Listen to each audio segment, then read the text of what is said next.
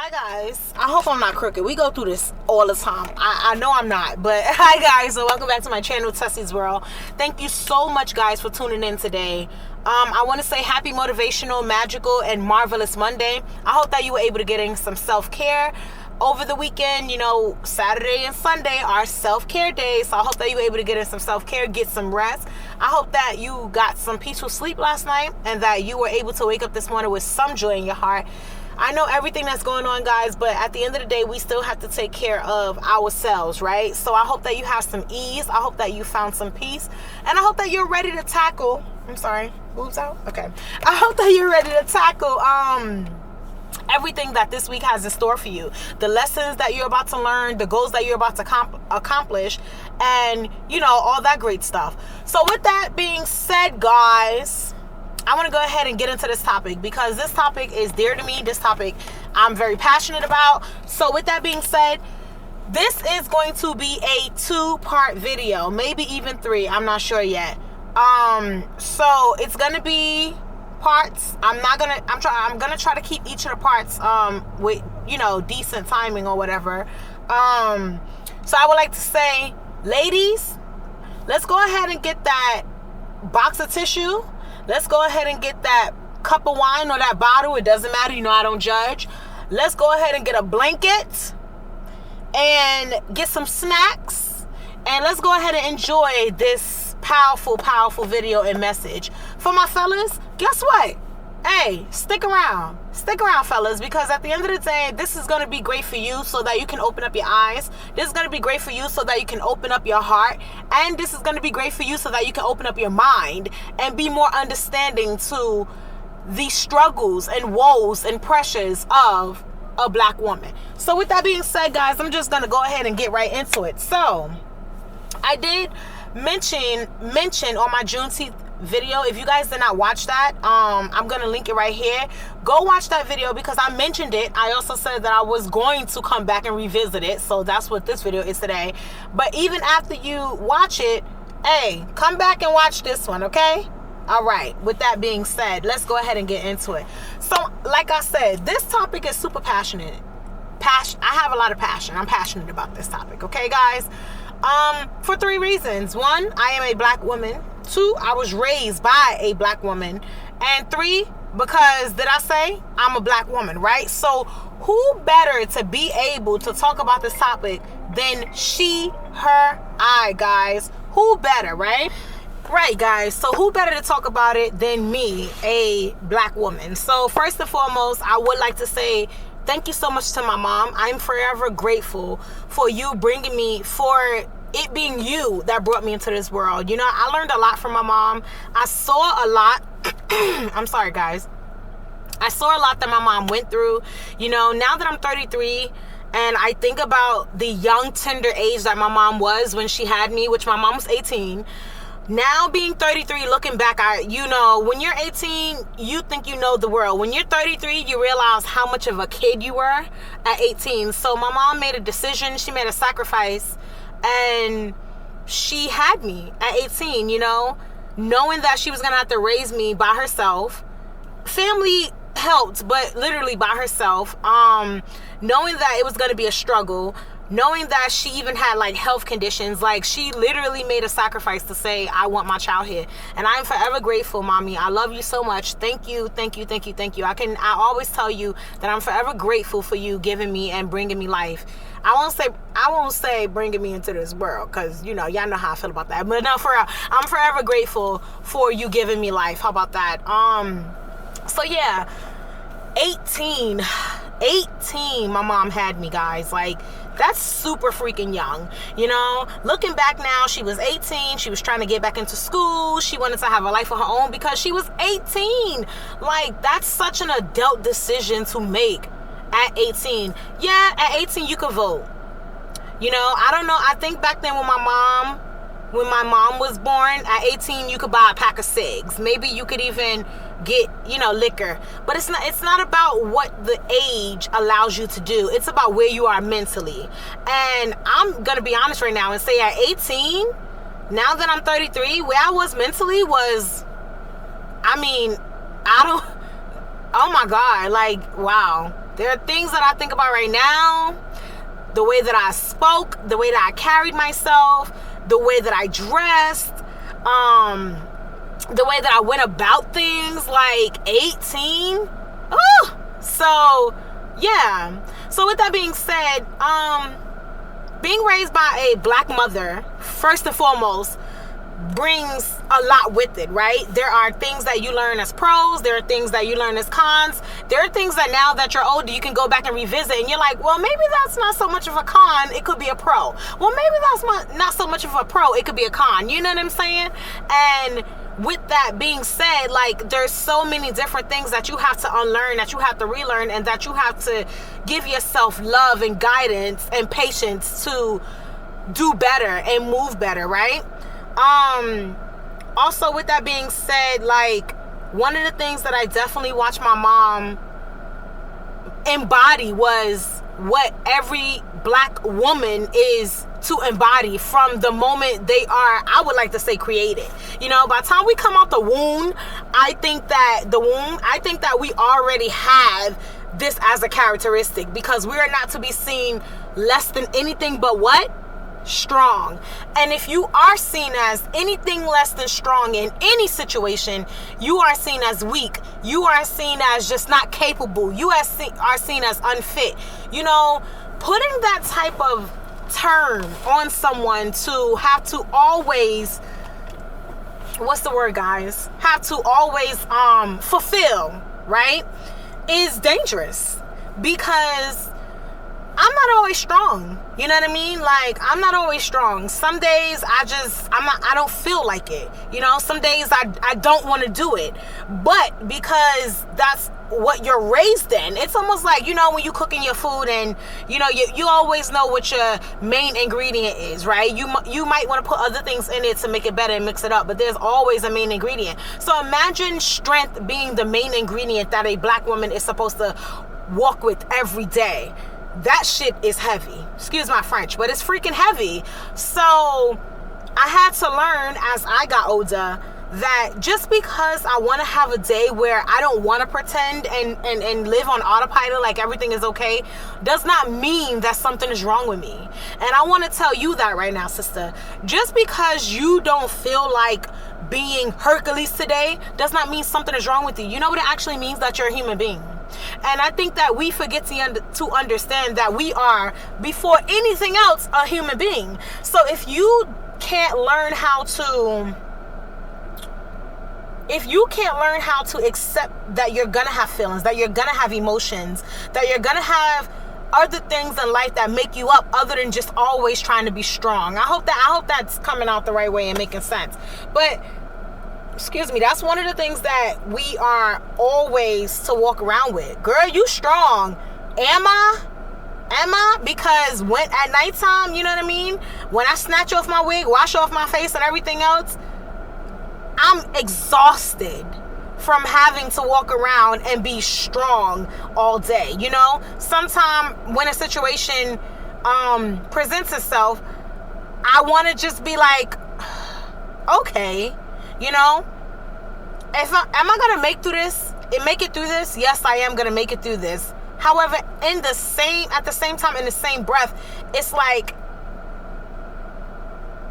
I wanna feel what I'm going through. Does that make sense? I hope it's making sense to you guys. I really do hope it's making sense to you. But that's definitely one of the things that I know is on our shoulders constantly, is to be strong. No matter where you go, no matter what you do, no matter what's happening, girl, you better be strong. Sis, it's all right. Taking a break doesn't make you weak. Taking a break as you learn yourself will actually make you stronger, but the right way. Not the facade of strength, because the facade of strength is weakness. You know, for me to walk around and act like I'm so strong that I don't have no morals, no values, no standards, my core is like it's like a putty. That, for me, I don't want the facade of strength. I want true strength. I want my foundation to be as solid as cement. You know what I mean? So yeah, that's a big one. So now that we're going to talk about that, let's go into complexion. Now, I know this is going to rub some people the wrong way, but I'm going to say how I feel on this topic. You know that we deal with colorism, you know, in the black community, really bad, just like any other community, but in the black community, we really do deal with colorism really bad. So you have light-skinned black people, right? And I don't care what you say, yeah, you are black compared to a white person, but you could never understand the weight of being a dark-skinned person and what it feels like to always be reminded that you're black, you know, but not the black that's like fetishized over, or the black that's like, she's delicious. The black that's kind of like, oh wow, I didn't realize that. Like I was always told like, oh, you're cute for a black girl, for a dark skinned girl. Like, oh, okay, because most of the time dark skinned girls are not seen as cute. You know what I mean? Like, or I didn't, when I took out my braids, I didn't know you had hair, because I guess dark skinned girls are bald headed. Like, there's so many things that come with someone always having a backhanded comment about you being dark skinned that light skinned females will really never have to go through. You know, they kind of like get to skate by on a lot of other things that dark skinned women will never be able to skate by with. So that's how I feel about that. I remember one time I was in school, in college, so let me put that out there, because you know how old we are in college. We're like early 20s, and there was some story about something, I can't remember. There was some story about something, and a light-skinned black girl, if I'm not mistaken, she was either black or like, you know, from the islands or something like that, but she was light-skinned, and she turned around and was like, yeah, Tessie, that's why you would be a field nigga and I would be in the house. And I was like, I'd rather be in the field than getting raped every day.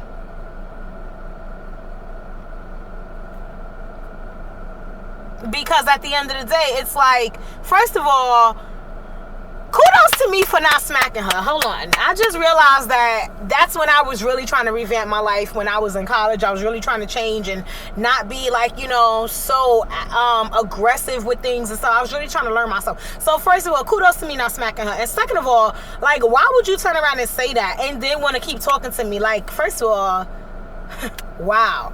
But yeah, that's the type of things that people will say to you. You know what I mean? Or I was always told when I was younger by, like, you know, people, it was kind of like, oh, okay, well, yeah, I like you or whatever, Tessie, but you know, like, especially if they were not African American, or even if they were African American, sometimes being this dark skinned, you know, you don't get to do what most people think, which is meet the mama. You know, like, it's so funny now that it's some trends that dark skins are loved and we're beautiful and we're this and all of this, because at the end of the day, don't think that a person will hesitate to let you know that you're dark skinned. You know, I remember one time crossing the street real quick, and babe was saying something to me, so I turned around like, all right, babe, you know, okay, I got you. And there was a lady at a stop sign. Now, if you're from New York, you know that people are super aggressive on this road. So at the stop sign, she had took her foot off the brake. But the thing is, I was not turning around to look at her. Like I just said, I was answering something that babe was yelling to me from down the block. Because she was wrong, she in turn thought I was talking to her and was like, I wasn't going to hit you. Shut up, you ugly black gorilla. Yes, this literally happened like a year ago. Like, I swear, a year ago or something like that. And the thing is, she was a black woman. She was a black, like, 40-something-year-old woman. You know what I'm saying? So it was like, who hurt you? You know? Because in that moment, what you were trying to tell me is, like this video is about, I was not nothing because I was dark-skinned, because I was black. But for you to have that much anger in your heart to say to another black sister, I already understood that something and someone was wrong within you that I had nothing to do with, right? So yeah, that's how I feel about complexion and what it's like to walk around and be a dark-skinned woman. Like, it's a lot, you know what I mean? So let's also talk about, okay, I have notes because I told you that this is gonna be a long video, so I want to stay on topic. So real quick, like I just said, there's always this thing that comes with being dark skinned, that is this aggression. You're aggressive, you know? Like, you could say one thing and if a light-skinned girl says it, maybe she's just speaking her mind. If a dark-skinned woman says it, then she becomes aggressive, you know, like, you know, it's that angry black woman, which we're gonna get into as well. But real quick about the aggressive nature, story time with this real quick. I was working about 2 or 3 years ago, and my coordinator decided to call me and like black on me, right? Like, she was talking in Spanish, cursing me out or whatever. I like understood some of the things she was saying or whatever. And then when I said to her, "You're not gonna talk to me like that," then I became the aggressor. You know, like, forget all the curse words that she was saying, forget how she was yelling, forget all this other stuff. It was that I'm sorry guys, I thought I heard something.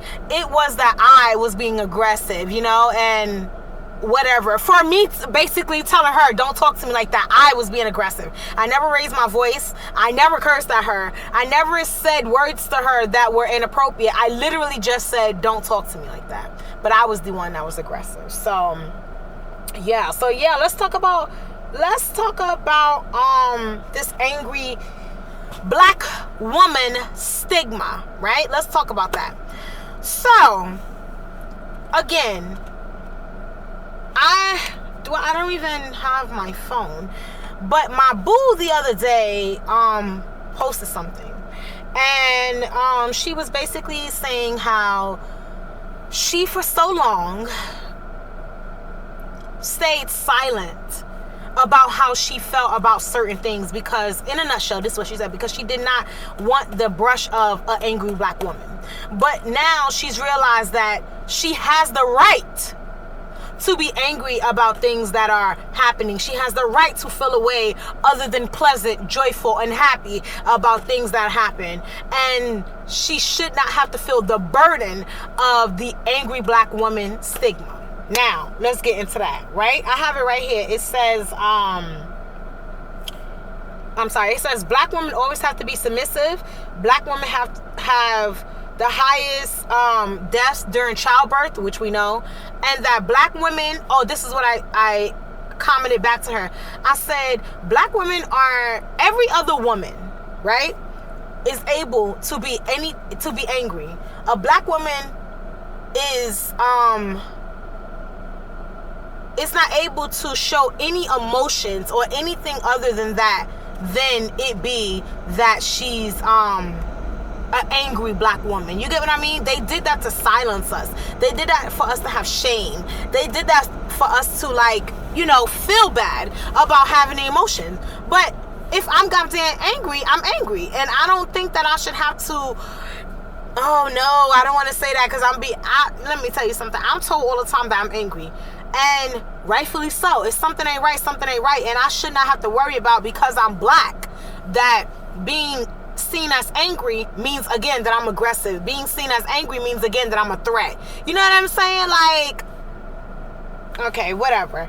So, oh yeah, with that being said about complexion, again, I have to give a shout out to my family and my loved ones and say, I never wanted to bleach my skin. Now, that's a whole nother topic, because, yeah, but I'm grateful that regardless of what I've went through, regardless of what have been said to me because of my complexion, I've never wanted to bleach my skin. So I'm super, super grateful for that, right? Yeah, so if I wanted to give another story time about that, right? I remember when I was in middle school, there was a guy, and he kind of like, I think that people were picking on him. I'm not sure, but instead, you know, when people pick on somebody else, they become a bully to a person that they then feel they can bully, so that they can feel better about themselves. So I think that's what was happening. But again, like, okay, whatever. So he had said, yeah, all right, whatever, Michael Blackson. And I like took my jump rope, because at that time, girls, we definitely did double dutch, right? And I like wrapped it around his arm. It was this whole thing where like they suspended me from school for like 2 or 3 days, and his parents wanted to press charges and all this other stuff. But no one ever asked me, even, you know, when it came out, no one ever asked me how I felt. No one ever said, like, look at what you said to her. You know what I'm saying? And that's, again, what it's like to be a black person, that you're okay, you're strong, you're gonna get through it. You know what I mean? There was another time when I was in middle school and I was walking home, and these, like, okay, I don't know about you guys, but when I was in middle school, I was not the flyest of the flyest. You know what I'm saying? Like, I was not the kid that had all of everything. I had clothes. My clothes didn't have holes. My clothes were clean. You know, I did have like a few things or whatever, but I wasn't the flyest of the flyest. And I'm okay with that, because you grow up and you realize that as long as you got clothes on your back and a roof over your head, you're blessed, right? Right. So as I was walking home or whatever, these kids were walking behind me, and they like threw a rock at me and hit me in the back of my head and was like, you know, like, you black bee, you so black, you know, like, and it was just like, wow. Again, didn't want to change my complexion or anything of that sort, and these were black kids. I went to school with black and Hispanic kids, so no, these were not white people. These were my own people, my own next door neighbors. When I say that, I mean figuratively, and things like that. But this is what you go through as being like a black girl, right? So like I said earlier, the greatest thing about getting older is that you have to realize that you have to unlearn some of these things, and that they're not bad things. You also have to understand and appreciate yourself. You get what I'm saying? Like, it's important that you understand who you are as a person before you allow anything else to come into your mix, your pot, like I said earlier. Because if you take on too much, you're gonna miss the core of, you know, who you really are, what you're really about, because you're so worried about everything else. So yeah, guys, like, being a black woman is stressful. It really is. Like, it's really stressful to be a black woman, and that's not things that a lot of people talk about. They make it seem like they don't understand it. You know, right now we have had come to the forefront so much about black women that has never been a topic before. You know, black men standing up for black women, black women getting treated with respect, black women and other black women supporting black women. You get what I'm saying? Like, there's been so much that's come up about black women, things that I have been saying for a minute, but so much that has come up about black women that people either act like they didn't know or just frankly didn't care. You get what I'm saying? And I'm happy the conversation is coming up now. I really am. That's why I said, ladies, watch this, and fellas, stick around, because conversations need to be had. But I also say there's no point in having a conversation if there's not going to be anything that changes, you know? I definitely walk around the street, and when I see another sister, I'm like, oh, girl, I like that hair. Oh, girl, I like them shoes. Oh, girl, I like this, you know? But I also have walked around in the streets and seen it be my own fellow sisters that are rolling their eyes at me, looking at me up and down, and creating this sense of drama that I understand was created in us growing up. It's in our DNA to be against each other. Sad but true. It really is in our DNA, because it's always like, okay, well, you ain't better than me type thing. You know what I mean? And it's like, okay, sis, I'm not trying to be better than you, and there might be some things that I am better than you at, but we can always come together as a unit and make each other stronger, instead of chopping each other down, because now we're both stubs, you know? Neither one of us has roots that are growing anymore, and I don't think that we understand that. I think that it takes for all of us to look within ourselves and understand how we can change, understand what we need to change, and understand that it starts with us. And if we're willing to have that hard conversation with ourselves, then, you know, that's when things will really change, because other than that, it's not. One of my favorite things that I always remember is Gabrielle Union, when she admitted that she was a mean girl, you know? And I'm pretty sure Gabrielle's a Scorpio. I'm pretty sure it was something that she was dealing with and going back and forth with a lot longer than when she finally said it to us. You understand what I'm saying? But that hard conversation of Gabby having to be honest with herself is why she is the beautiful being that she is today. If she never would have had that conversation and then not been afraid to actually vocalize it and say it out loud, because a lot of y'all don't do that. Realize you can say whatever you want in your head, you can say whatever you want on paper, but when you put some voice to it, something about those vibrations, you know what I mean, all up and through here, just makes it different. So her being honest and saying, Yeah, you're a mean girl. Did you get the house? Did you get a car? Did you get the role? Did you get this? Did you get that? Was her in that moment transitioning? And I always think about that when I'm transitioning, when I'm transforming, and when I am trying to understand that I need to grow at a different time, you know? So, with that, guys, I'm going to close off there. Just understand that everyone has their struggles and everyone is going through something. But there are things that we are going through as a whole, you know? Like, there are things we are really going through as a whole. And we definitely need to appreciate love and cherish each other much more. I mean, we need to cherish ourselves already, but understanding that as a unit, you know, you're much better than as a singular. Right, guys? So you know what I always say? No, I don't always say this, but I'm saying it. Don't forget to like, comment, subscribe, and share this video with your friends, family, and foe. Thank you so much for tuning in today. I do appreciate it. Don't forget, we got part 2 coming up. So definitely, that's going to be some more diving in. I do appreciate you guys allowing me to have my conversations, and in having my conversations, I know that it is touching other people's heart and soul right now. You know what I always say? If you're having a bad day, go outside, take a walk, get you a bottle, take a sip. It's all right. Hey, I sips. We know that, right? You know, get you a bag, pick you a destination, plan it out, and take a trip. We can't and get a budget. We can't take a trip right now because of COVID, but we will be able to. And I promise you, all this budgeting and planning will come into play. Remember, guys, that your happiness and your love is yours to hold, yours to have, and yours to create, right? You have to stop putting it in the hands of other people. I do not care if that's family, friends, mates. I do not care who it is. Stop it. Because at the end of the day, that person doesn't know what you really need to make you happy.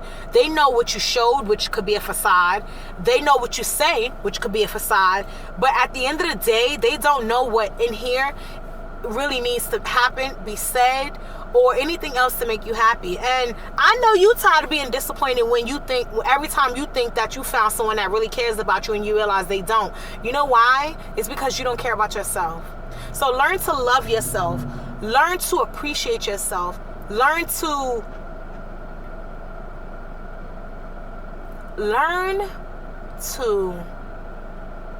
understand yourself.